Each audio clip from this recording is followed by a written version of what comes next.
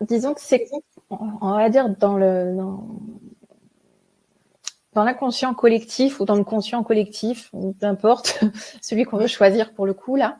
En fait, on voit ça comme une espèce de grande bibliothèque sacrée où chacun a un livre, chaque âme en fait a un livre qui lui appartient et où dedans sont répertoriées donc toutes nos vies passées, notre vie présente et nos potentielles vies futures. Puisque en fait, pourquoi nos potentiels? Tout simplement parce que on va, suivant les décisions qu'on va prendre aujourd'hui, forcément cela va impacter sur le futur.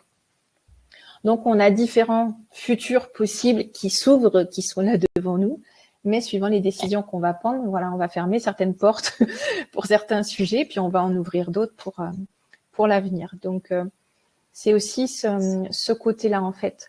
Dans les annales akashiques, on y retrouve donc un livre, une âme, si on peut dire ça comme ça, mais on peut aussi avoir accès, on peut avoir accès à l'akasha, par exemple, d'un arbre, d'un animal, du lieu où on vit, de notre région, de notre ville, de la planète, si tant est que on souhaite communiquer encore davantage et avoir encore plein d'autres informations. Maintenant, ce qui est surtout important de comprendre, c'est qu'on y va d'abord pour soi-même et on n'y va pas par curiosité un peu malsaine. Voilà. Important. On n'y va pas pour nourrir son ego, quoi. Ça, il faut vraiment rester dans cet objectif de, c'est quand même quelque chose de sacré. C'est quand même une dimension magique et sacrée. Moi, c'est vraiment comme ça que je le vois. Certes, c'est accessible à tout le monde, mais on n'y va que si on a une réelle problématique et qu'on veut en comprendre l'origine.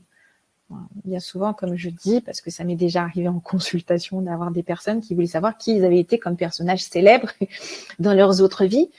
Ça n'a aucun intérêt dans celle-ci de le savoir.